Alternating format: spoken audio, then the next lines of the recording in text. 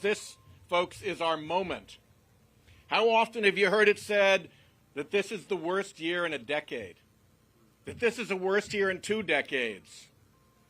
Flip side of that coin, this is the best year in the next decade. This is the best year in the next 2 decades. It is going to get worse before it gets better.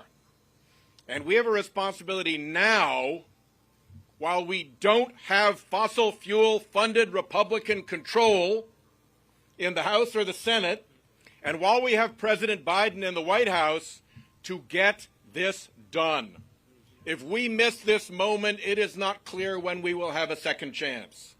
So we have to act as if we have no second chance.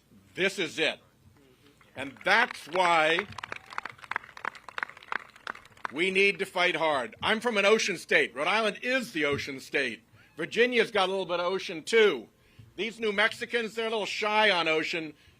But if you go back long enough, so things can change big when you mess with Mother Nature, and it's really important that we get this right. I need to protect my coast from sea level rise. I need to protect my fishermen from moving fishers.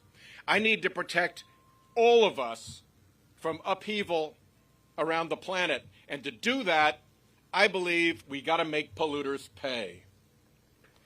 We have a methane fee that we are already preparing in the Environment Public Works Committee so that it can't just leak the damn stuff any longer for free. It'll cost them. So they'll go out and fix it so the planet will be safer. Yeah, there's the sign. Carbon dioxide.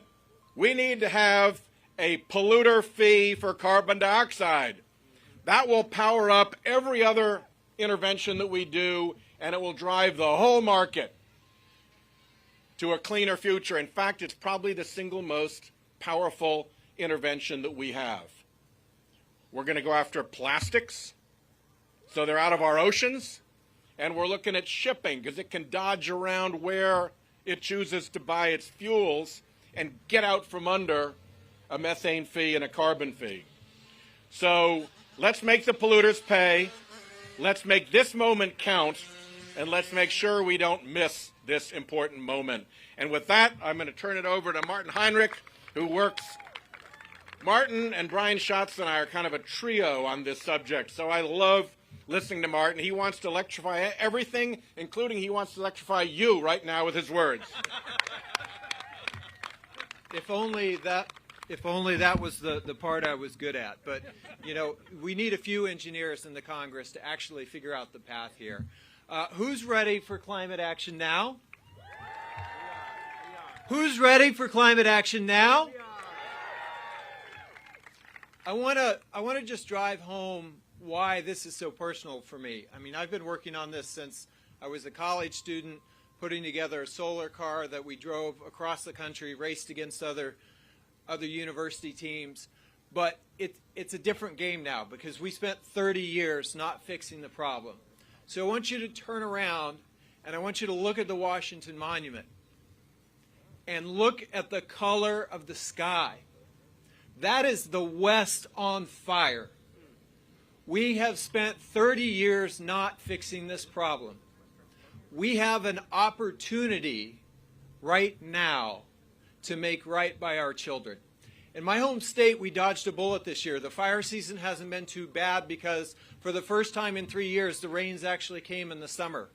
But our sky looks like this too because all of what's burning in California, Arizona, Oregon, and Washington wafts across the West. You can't see the mountains sometimes on the horizon because of the air quality. We have all the tools we need to make this right. Who wants a carbon-free economy? Oh, yeah. Who wants social justice as a result of building that carbon-free economy? For 30 years, people said this is all stuff that's over the horizon. We can't do it. And I am here to tell you we can do it, and we can do it now. We can decarbonize the electric sector. We can supercharge our transportation for zero emissions transportation. We can begin to fix the industrial sector. We know how to do these things. The challenges, as a mechanical engineer, I will tell you, these challenges are not scientific. These challenges are not the physics. These challenges are that building. It's the politics that's hard, and you're going to help us fix that once and for all. We're going to act now on climate.